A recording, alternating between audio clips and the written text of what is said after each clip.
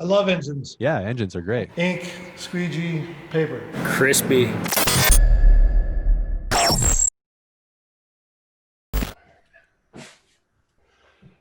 What's up, everybody? We're back. So apparently you guys like the Hoonifox.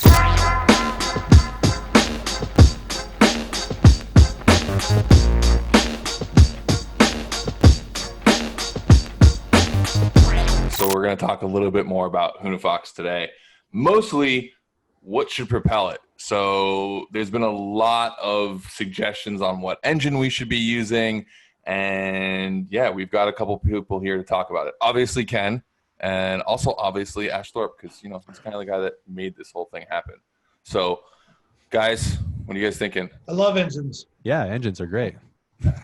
That's usually the part you don't have to design because you usually don't see it, right, Ash? Hey, yeah, it's true. I don't. Well, I can just imagine it. Yeah. But I did direct Ash with a very specific engine, which was the same engine that I had in the Hoonicorn version 1, because I just loved how well that engine ran, how much fun it was. I enjoyed the intake and the look of the ITBs, and even like the scoop. I even love the scoop, and then the scoop's a bit silly, but I wanted it to look like, something a kid would play with. If we ever made it Hot Wheels of the Hoonicorn, I wanted that engine bay and scoop to have that like Hot Wheels sort of look and feel. It's not absolutely needed. It's a bit of a bug catcher, but it is what it is. But I still love that whole look. So for me, the Roush Yates V8 is like the simple, obvious choice. Doesn't mean I always get my choices, but that's what I had Ash design into what he illustrated.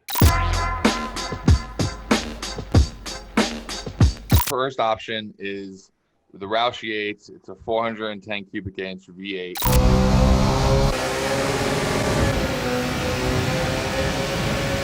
It's actually a crate motor that they use for like dirt late model. And I mean, like you said, that it's already an engine that we love. We've obviously done a bit to it from what it comes like as a crate, but 800 horsepower, somewhere in that area, really easy to drive. It's all the things that Ken likes. It's all the things that matters to Ken. So I think a second vote here should be that motor with 2 turbos attached to it.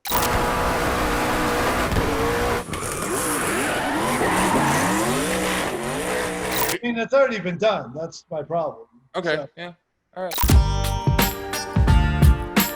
I think this is my leader for the pack right now. A motor that Ford makes, but it's not American. It doesn't scream America. It actually screams Australia. So they make an inline 6 that came in the Falcon XR6 in Australia, but better known here as the Barra motor. So inline 6, it's kind of like a 2J. It's sort of like that type of engine. Great noises, because arguably inline 6s have like the best sound to them.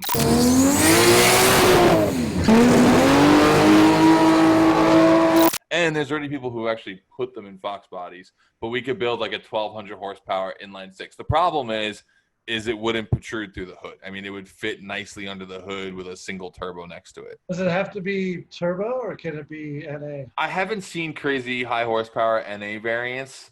I feel like it needs to be a turbo motor. That's just kind of what makes that motor scream the way it does. Okay. So it's a cool motor, sounds really cool, and it's definitely not expected. But I don't know if it really fits that, like, the rest of the vibe of the car. So it's like a design question there. So the other one is a motor that probably less people know about today, or really aren't talking about yet. And it's actually a motor that comes out of the new Ford F-250. And it's a 7.3 liter gasser V8.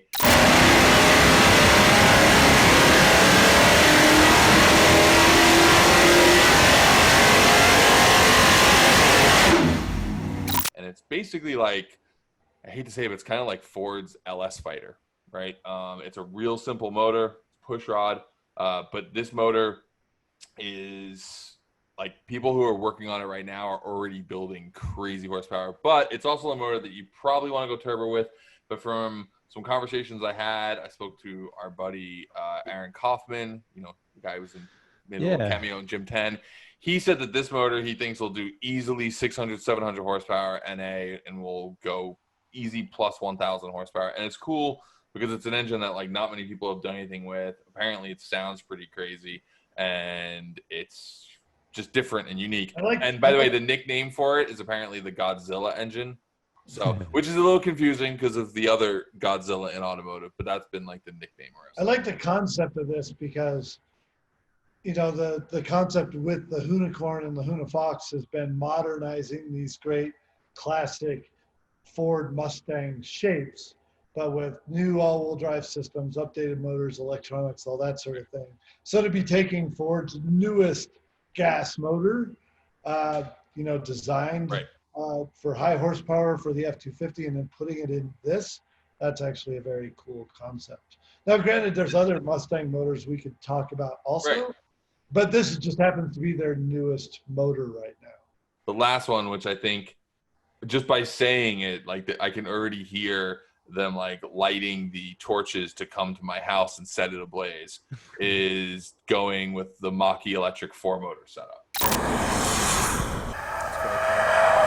The Mach-E idea is very polarizing, but to me, it's smart. You know, like I've driven some development stuff now of the Mach-E that's incredible. You know, so as a race car driver, I want the best stuff for what I want to go do. And man, what Ford's developing with the Mach-E it's incredible. So I think that's a very viable option. Putting the, you know, Mach-E, you know, performance stuff in there. It's all-wheel drive. It's incredible torque. It's incredible power. So I feel like that fits. Yeah, the Mach-E idea I think is really great. It's very controversial, which I think is also really great. And if we were to go that route, we would probably want to reconsider kind of things to kind of work well with the electric motor setup too. So like cooling vents, using them in different ways and stuff too. But yeah, the future is amazing. So it's the most controversial easily, but the torque, the instant torque you have. I have a Tesla, so I know that those things just rip. So would you consider the V6 EcoBoost an option here? I think it's an amazing engine.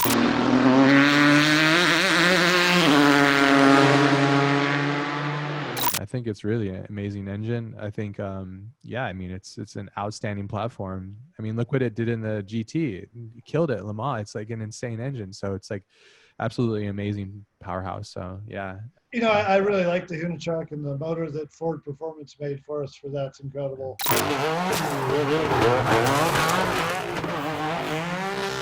Yeah. But we've done it for a new project. Like the Hoonifox, we just need to go a different direction. Well, what Ken is saying is he wants to do a 4-cylinder turbo. Okay, let's move on. Well, that's the other possibility, 4-cylinder EcoBoost.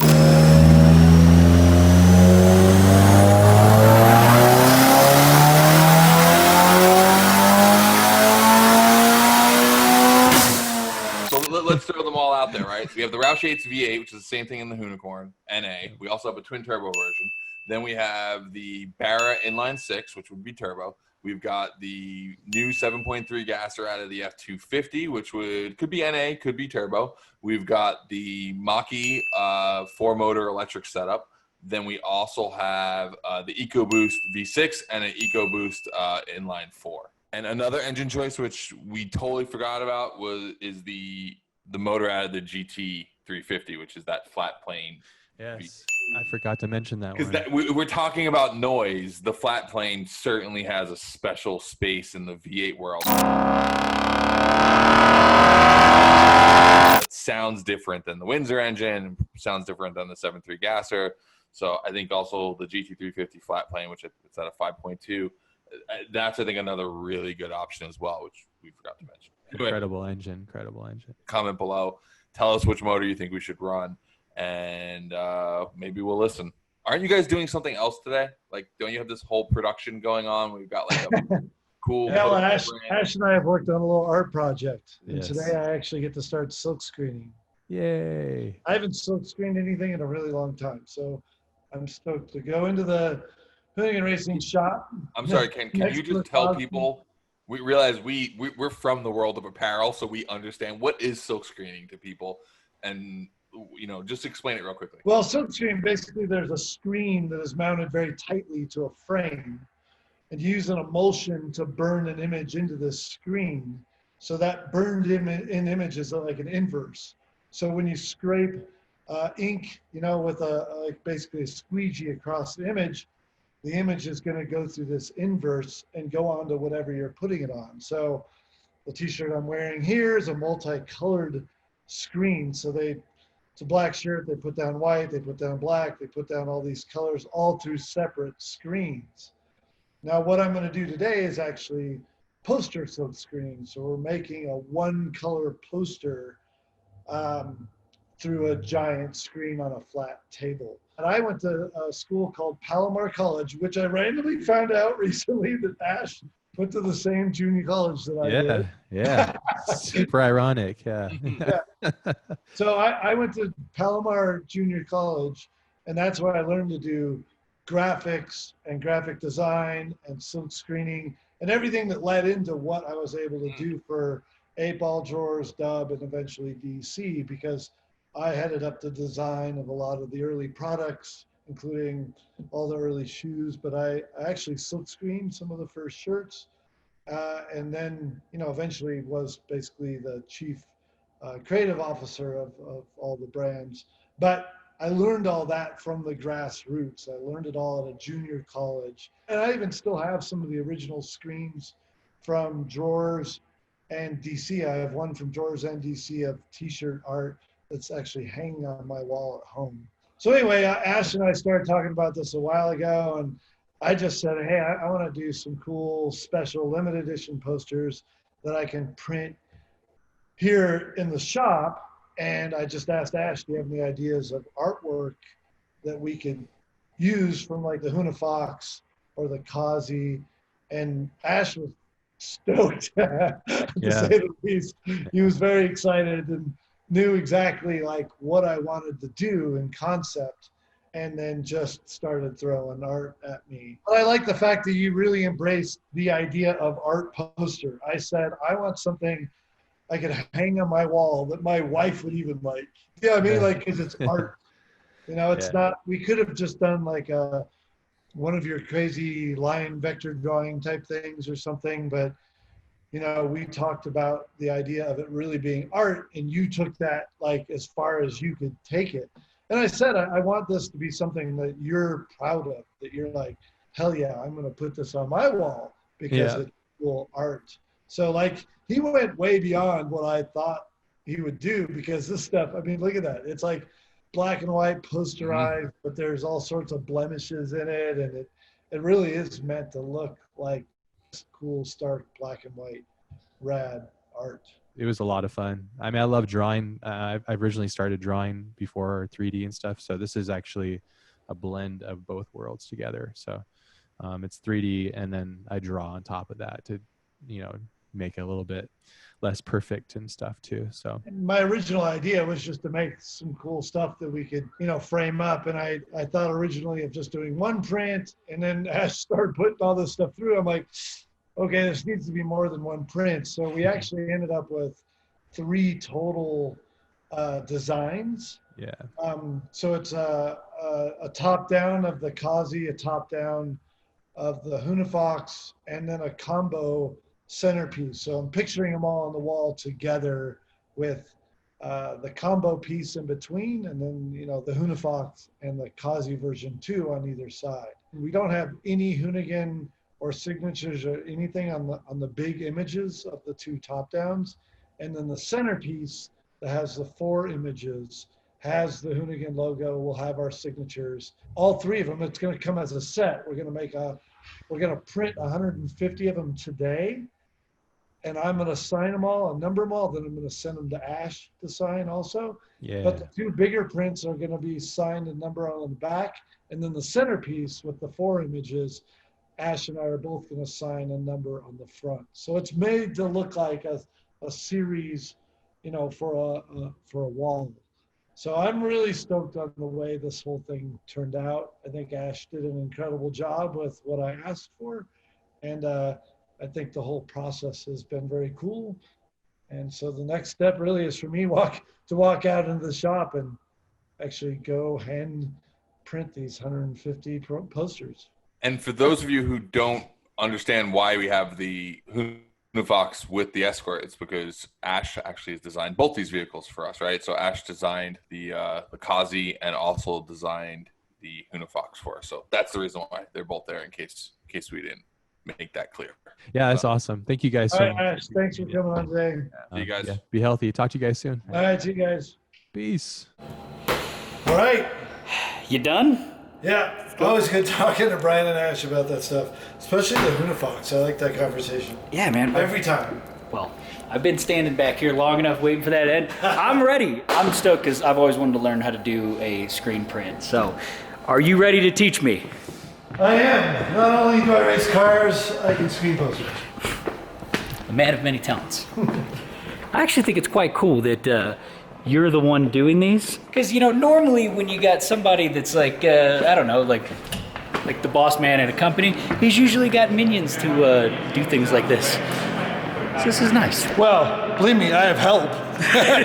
I'm not doing this always. I'm pulling the screen, the squeegee, but I got a lot to help today, Wow. including, all of Hoonigan Racing and Marcus here. Hi. Marcus. What's up, Marcus? How are you? All right. So Marcus helped take Ash's final art and lay it all out to get ready for the posters. And he's gotten all this set up and figured out for us to be able to screen today. So he took my concept of what I wanted and then actually helped to make it all happen mechanically. Everything from a custom printing space here. Red, you guys made this in-house here, right? Yeah, we made a vacuum table. So we got a shop vac under it. Yeah, see the shop vac down below? Wait, so you guys just made this? Yeah, just whipped it up on a Sunday. How drilled many everything? little... 800 holes or something like that. Wow. Tiny little holes, and it holds the paper down so that after you print, you don't find the paper stuck to the bottom of the screen. Nice. All right, so what do we got up first here? So this is the combo you guys were talking about? Yeah, so the art series is 3 prints. This is like if you were to put the 3 on the wall, this is the middle print that has the information about that it's a Kazi V2, the Mustang Hoonifox concept, obviously me as a driver, Race Team Hoonigan Racing Division, and the art's by Ash Thorp. So that's your centerpiece, and then the 2 other pieces are the silhouettes of the top-down themselves. You can see right there's a screen of the top-down of the Hoonifox.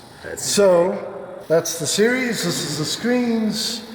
We got a ton of paper, not a ton, 150 limited edition prints in a 3-pack. So let's get started. Hell yeah. So what do we do first? Ink, squeegee, paper. Exactly.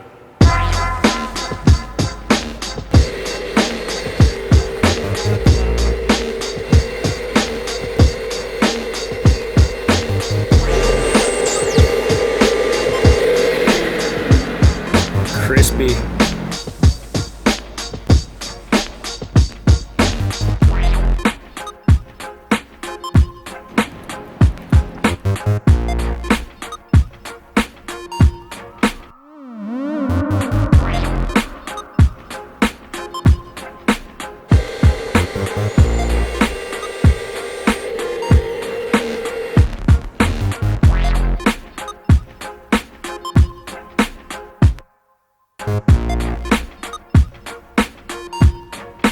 Hey, we're halfway done. Yeah. There's no way we could do all 150 right now. It would fill the entire room. So 2 shifts, 70 this time, 80 next time.